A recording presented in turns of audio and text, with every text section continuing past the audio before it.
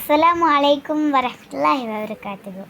நாங்கள் சின்ன விஷயத்தோட தெரிஞ்சிட்டு இந்த வீடியோலேருந்து கிளம்பலாம். ஒரே ஒரு விஷயம் நான் சொல்லிவிட்டு இந்த வீடியோலேருந்து கிளம்புறேன். ஒன்றாவது நாங்கள் பார்க்கலாம். என்னாண்டா, எங்களுக்கு வரும் டென்ஷன்ஸ், நாங்கள் பாதையில் போகும்போது எங்களுக்கு வரும் டென்ஷன்ஸை நாங்கள் பார்க்கலாம். வாங்க வீடியோ. 2 பஸ் போகுது, இல்லை 2 பைக்குன்னு நாங்கள் வச்சுக்கிறோம். அது சின்ன மாதிரி இருக்குது.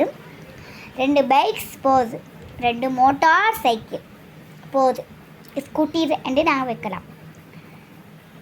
2ம் ஒரே அளவில் ஒரே லைனில் தான் போகுது. ஒன்று முன்னுக்கு ஒன்று பின்னுக்கீழே போய்த்து கொண்டிருக்கிறது, லைனாக போகுது.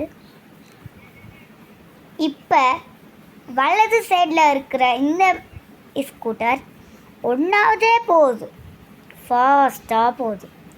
2வது உள்ளது கொஞ்சம் மெதுவாக போகுது. இப்போ இவங்களுக்கு வருவது டென்ஷன் ஒன்று தான். இன்னமொரு வாகனம் பின்னுக்கால வருது, அதுவும் 1வது போகுது. இன்னமொரு வாகனம் வருது, இப்போ 3 வாகனமும் ஒரு அடிக்கு போகுது. 1வது வரும் டென்ஷன் என்னாண்டா, பின்னுக்குள்ள ஆளுக்கு அவங்க 3 பேரும் ஒன்றுக்கு போயிட்டேன், நான் மட்டும்தான் இன்னும் இந்த ஏழையாக இருக்குது, நான் 1வதே போய்த்தே வேணும் அப்படி நினச்சிட்டு 1வதே இது போகும்போது ஃபாஸ்ட்டாக போகுது.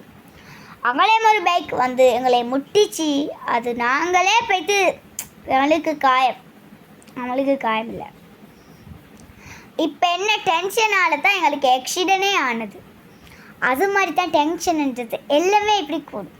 டென்ஷன் ஆக வேண்டாம். அவங்க 3 பைஸ்கிலும் போட்டும், நாங்கள் அமைதியாக முள்ள போய்த்த என்ன ஆகும், எங்களுக்கு போகும் ஒரே சைடு தான் ஆகும்.